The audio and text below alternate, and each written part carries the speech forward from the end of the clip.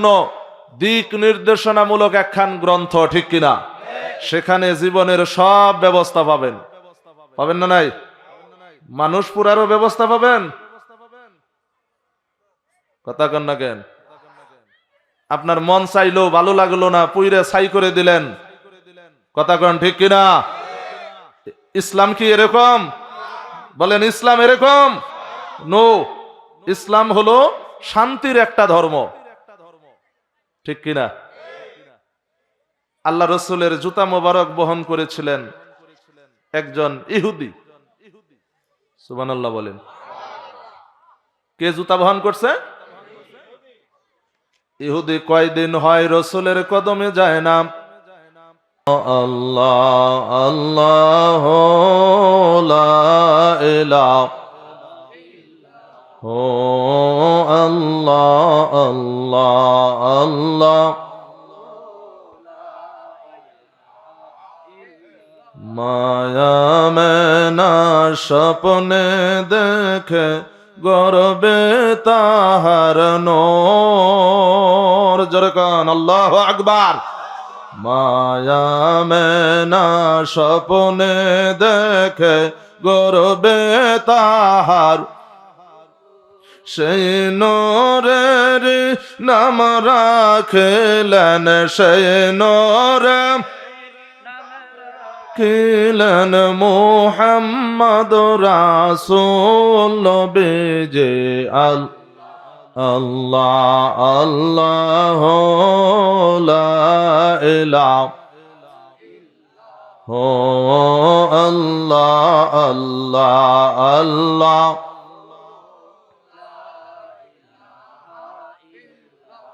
লা ইলাহা ইল্লাল্লাহু মুহাম্মাদুর রাসূলুল্লাহ। সবাই পড়েন সাল্লাল্লাহু। গাউসুল আজম হাফিজিয়া মাদ্রাসা ও এতিমখানার উন্নয়ন কল্পে দ্বিতীয় বার্ষিক তাফসিরুল কোরআন মাহফিল। আজকের মাহফিলের উপস্থিত রয়েছেন সম্মানিত সভাপতি জনাব মোহাম্মদ রাশিদুল ইসলাম রাশেদ প্রধান, সাধারণ সম্পাদক ৯ নং দেবীদুবা ইউনিয়ন, বাংলাদেশ জাতীয়বাদী দল। প্রধান অতিথি হিসেবে যার নাম দেওয়া হয়েছে সকলে সুপরিচিত, পল্লী উন্নয়ন বিষয়ক সম্পাদক, জাতীয় নির্বাহী কমিটি ও সদস্য সচিব, পঞ্চগড় জেলা, বাংলাদেশ জাতীয়বাদী দল, জনাব আলহাজ ফরহাদ হোসেন আজাদ। এবং আজকের মাহফিলের বিশেষ অতিথিবৃন্দ এবং আমার পূর্বে অত্যন্ত জ্ঞান গর্ব সুন্দর আলোচনা করেছেন হাফেজ হযরত মাওলানা শফিকুল ইসলাম জিলানী সাহেব, এবং আমার পরে আজকের এই প্রোগ্রামে, আজকের এই মাহফিলে যিনি প্রধান আলোচক হিসেবে আলোচনা করবেন, আন্তর্জাতিক খ্যাতি সম্পন্ন ইসলামিক স্কলার, বিশিষ্ট ইসলামী চিন্তাবিদ হযরতুল আল্লামা মুফতি মুহাম্মদ গাজী ফরিদউদ্দিন আল কাদরি, খতিব ফয়জালে ইমাম হোসেন, রেলওয়ে জামে মসজিদ, শাহজাহানপুর, ঢাকা।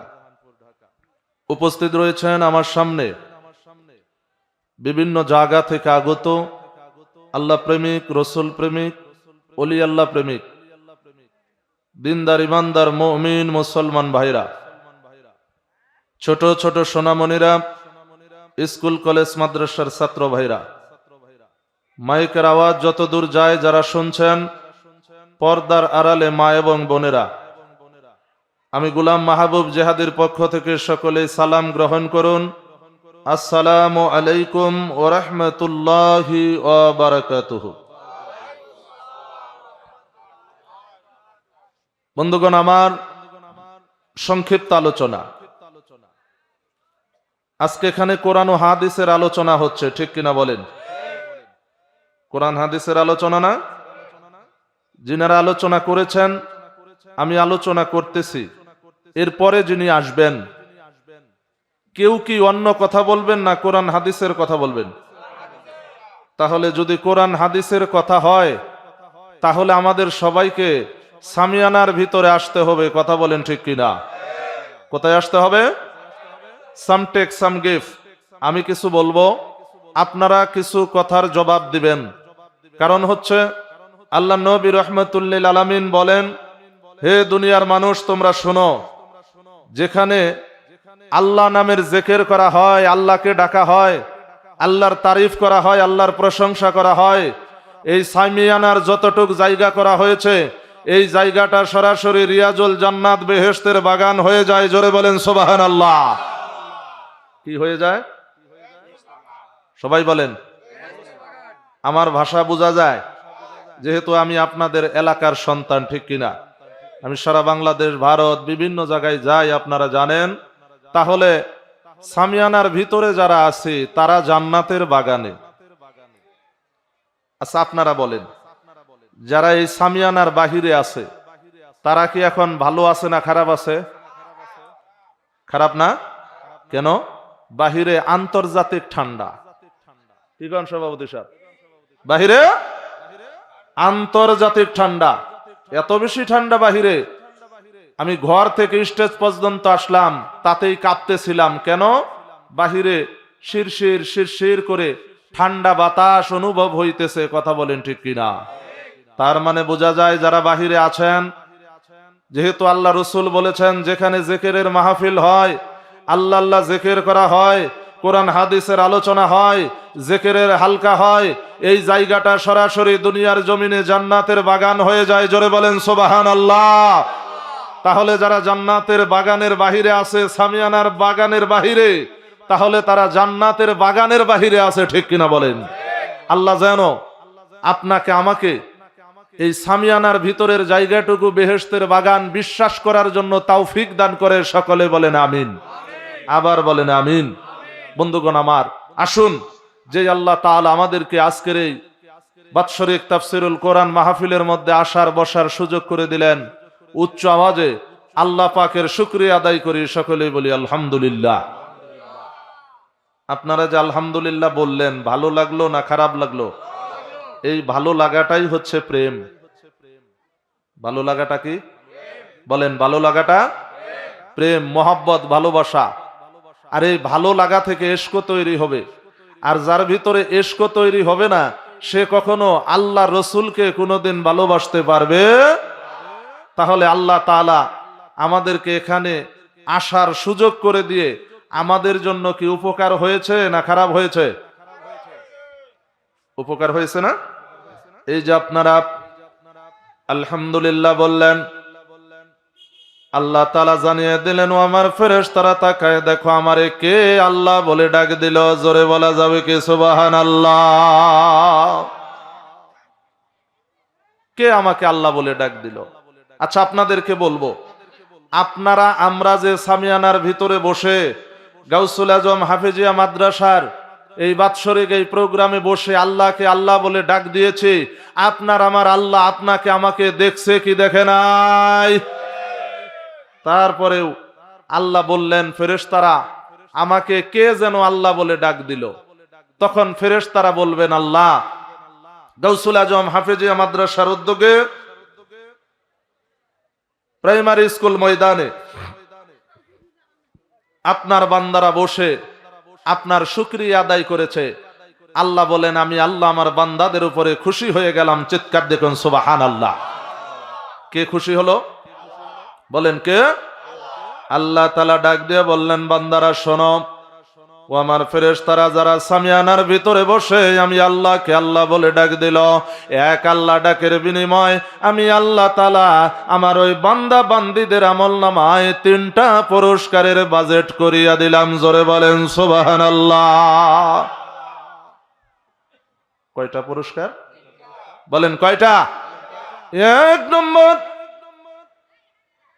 এই সামিয়ানার ভিতরে বসে যেই মানুষগুলি আল্লাহকে আল্লাহ বলে ডাক দিলেন, আল্লাহ জানায় দিলেন, ও আমার ফেরেশতা শোনো, যারা আমাকে আল্লাহ বলে ডাক দিয়েছে, আমি আল্লাহ এক আল্লাহ ডাকের বিনিময় ওই সামিয়ানার ভিতরের মানুষগুলির জীবনের সমস্ত গুনাহগুলি আমি আল্লাহ মাফ করে দিলাম।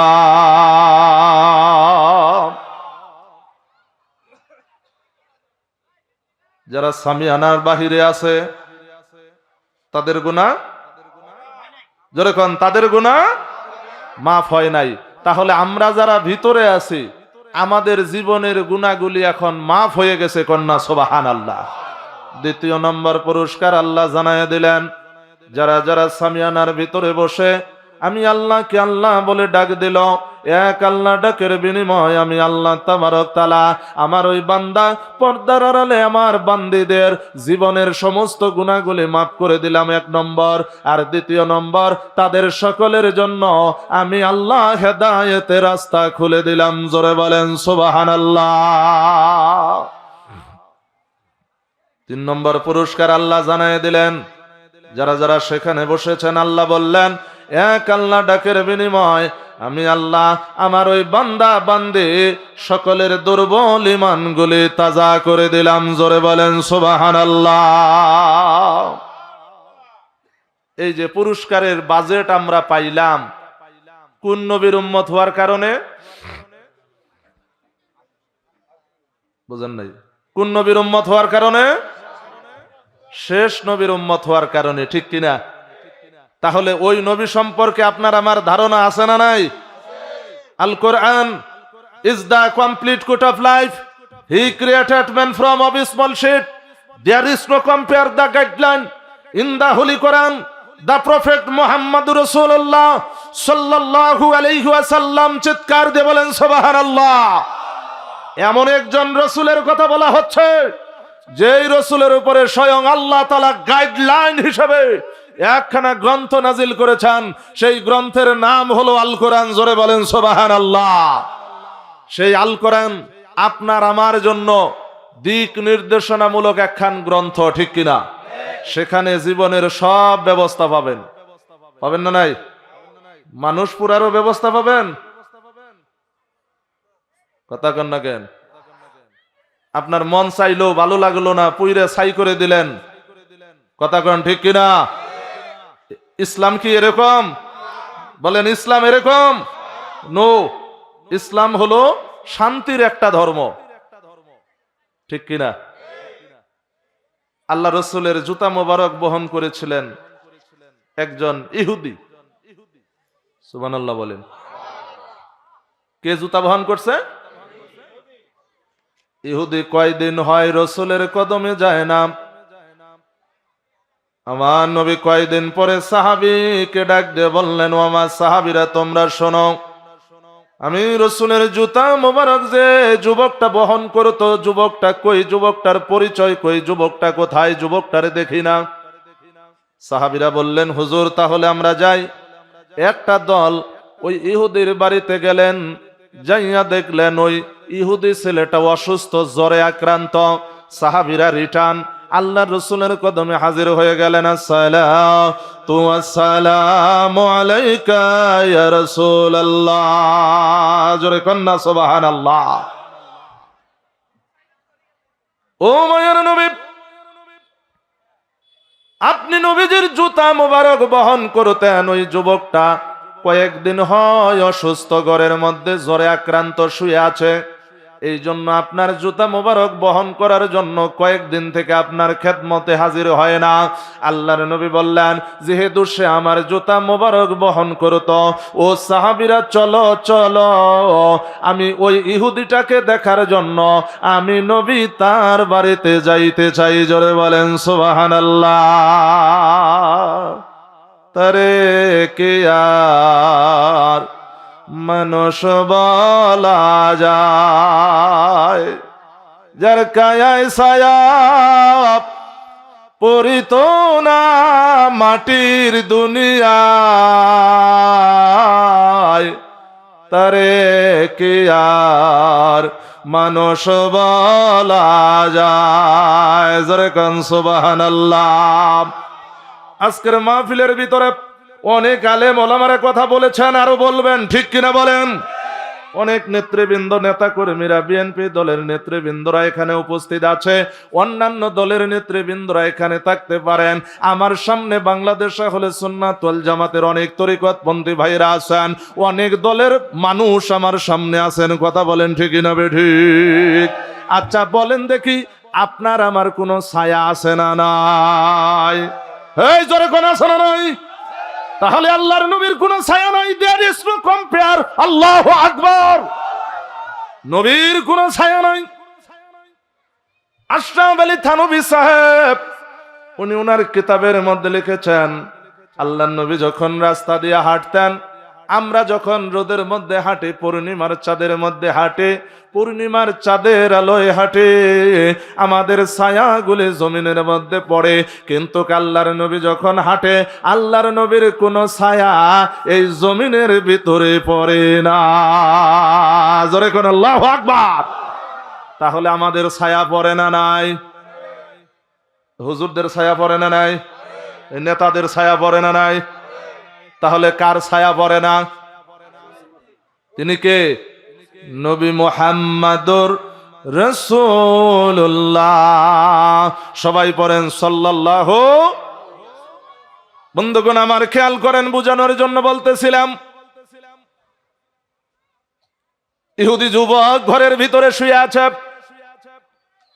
দু জাহানের নবী সাইয়্যিদুল মুরসালিন খাতামান নাবিয়িন রাসূলে আরবি নবী কিবলাতাইন, যিনি একসঙ্গে দুই কিবলার ইমাম, আল্লাহর হাবিব যাইয়া দেখে যুবকটা শুয়ে আছে। আল্লাহর নবী গেলেন। বন্ধুগণ আমার, রোগী দেখার সুন্নত তরিকার নিয়ম হলো, যিনি রোগী তার মাথার কাছে গিয়ে বসা লাগবে আর মাথার ভিতরে কপালে হাত দেওয়া লাগবে। বন্ধুগণ আমার, যদি হাত দেন, একটা মানুষ যদি অসুস্থ হয়, আপনি যদি তার ভালোবাসার মানুষ হইয়া যান, আপনারে দেখে অনেকটা স্বস্তি ফিরে পাবে, তার অনেক ভালো লাগবে। কথা বলেন ঠিক না বেঠিক? এরকম না? রোগী গেছে, রোগী দেখতে গেছে, রোগী হইল একজন, মানুষ গেছে 5 জন, আপেল নিছে 1 কেজি। কয় কেজি? যেই 5 জন গেছে, 1 কেজির সঙ্গে আরো কিছু জোড়া দিয়ে এই ভালো মানুষদেরকেই খাওয়ার লাগে, ঠিক কিনা? ওরা আর তার কাছে যায় না, দূর থেকে কয়, ভাই কেমন আছেন? কথা কন না কেন? এরকম না ঘটনাটা? আমি কিন্তু বাস্তব ধর্মী কথা বলতেছি। ভালো লাগা না লাগা আপনাদের চরিত্রের ব্যাপার। Man can not live alone. মানুষ একা একা চলতে পারে না, আমরা সামাজিক জীব, সবাই মিলেমিশে আমাদেরকে চলতে হবে। কথা বলেন ঠিক কিনা? তবে এক জায়গার ভিতরে যারা আমার নবীর ব্যাপারে দুশ্মনী করবে, আমার রসুলের আদর্শের বাহিরে যাবে, আল্লাহর নবীকে নিয়ে সমালোচনা করবে, বাংলাদেশ আহলে সুন্নাত ওয়াল জামাতের বিরোধিতা করবে, তার কোনো কথা, তার কোনো বক্তব্য আমার রসুলের বিরুদ্ধে যদি চলে যায়, তার সাথে আমাদের কোনো আপোষ হতে পারে না। কথা বলেন ঠিক কিনা? বলেন কথা ঠিক কিনা? আর এরকম মানুষ আমাদের সমাজে মহল্লায় আছে না নাই? এদের কারণে আজকে সমাজ ডিস্টার্ব, এদের কারণে এলাকা ডিস্টার্ব, এদের কারণে মহল্লায় সমস্যা। কথা বলেন? একই নামাজ আমরাও পড়ি, তারাও পড়ি, ঠিক?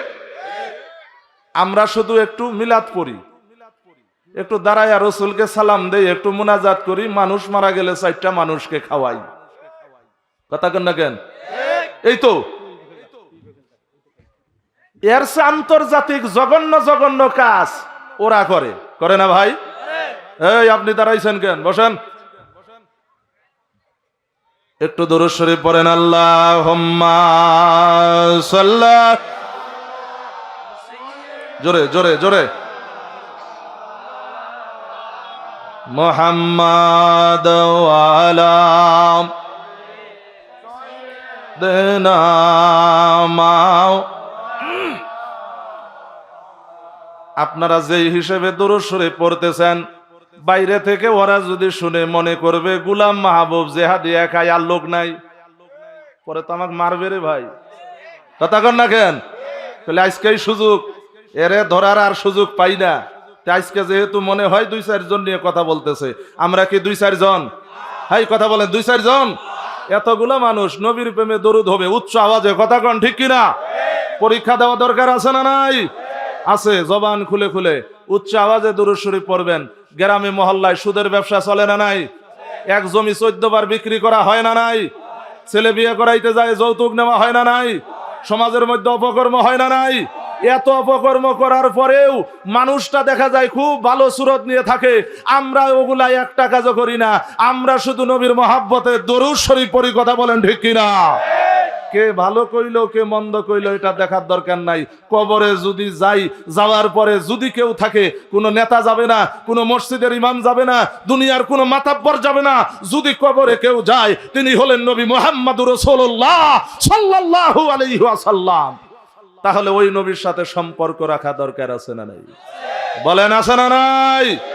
ওই নবীরে ভালোবাসার কারণে কেউ যদি কয় আমরা জাহান্নামী, আমি বুক ফুলিয়ে বলতে পারি হ্যাঁ আমি জাহান্নামী। কেন? আমি আল্লাহর নবীকে ভালোবাসি। কথা বলেন না কেন? নবীরে ভালোবাসলে কেউ যদি আমাদেরকে বলে বেদাতি, তাহলে আমরা বেদাতি। কেন? আমরা বিনা কারণে মানুষকে আক্রমণ করি না, বিনা কারণে মানুষের মাথায় বাড়ি মারি না, বিনা কারণে আমরা কোনো মানুষের লাশ কবর থেকে তুলে পোড়া দেই না। কথা বলেন ঠিক কিনা? আমরা শুধু ওই কাজগুলি করি যেই কাজ করলে আমার রসুল খুশি হয়, যেই কাজ করলে আমার আল্লাহ খুশি হয়। আল্লাহ বলেন আমারে যখন ডাকবা আল্লাহ আল্লাহ জিকির করবা আমি খুশি। আমার নবীর উপরে দরুদ শরীফ পড়লে আমার নবী খুশি। ঠিক কিনা? এই জন্য জোরে জোরে দরুদ শরীফ পড়েন আল্লাহুম্মা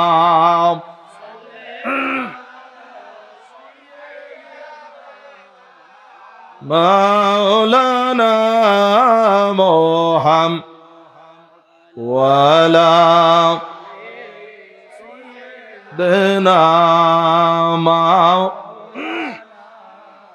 দাদু ভাইরা আমার যারা বাহিরে আছেন বসে পড়েন, প্লিজ কামিং, ডোন্ট মাইন্ড।